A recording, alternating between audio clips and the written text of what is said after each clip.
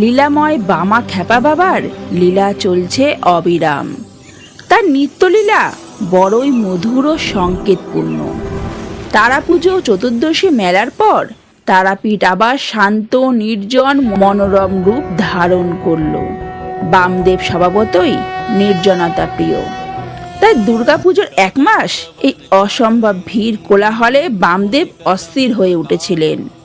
এবার ভিড় কমে যাওয়ায় বামদেব প্রসন্ন হলেন।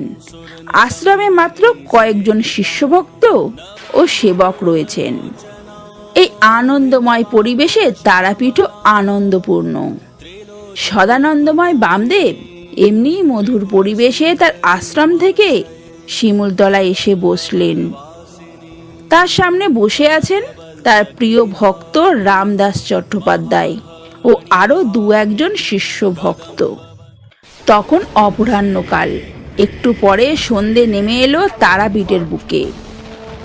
সহসা ঢাক, কাশি, ঘণ্টা মহাশ্মশান থেকে বাজতে লাগলো, যেন মহাশ্মশানে তারা মার পুজো হচ্ছে, অথচ মহাশ্মশানে কোনো লোকজন নেই। রামদাস বাবু ও অন্যান্যরা স্তম্ভিত হলেন বাজনা শুনে। একটু পরে রামদাস চট্টোপাধ্যায় বামদেবকে সবিনয়ে জিজ্ঞেস করলেন, বাবা, এই বাজনা কিসের? বামদেব উত্তরে বললেন, দেবদেবীরা ব্রহ্মময়ী তারামার পুজো করছেন। তারা মায়ের এই অদৃশ্য পূজারিত মধুর বাজনা বেশ কিছুক্ষণ চলতে লাগলো। বামদেব ও উপস্থিত শিষ্য ভক্তগণ স্তব্ধ হয়ে শুনতে লাগলেন। একসময় এই বাজনা মিলিয়ে গেল মহাশ্মশান থেকে। একটু পরে বামদেব সদলবলে শিমুলতলা থেকে তার আশ্রমে চলে এলেন। জয় মা, জয় মা তারা।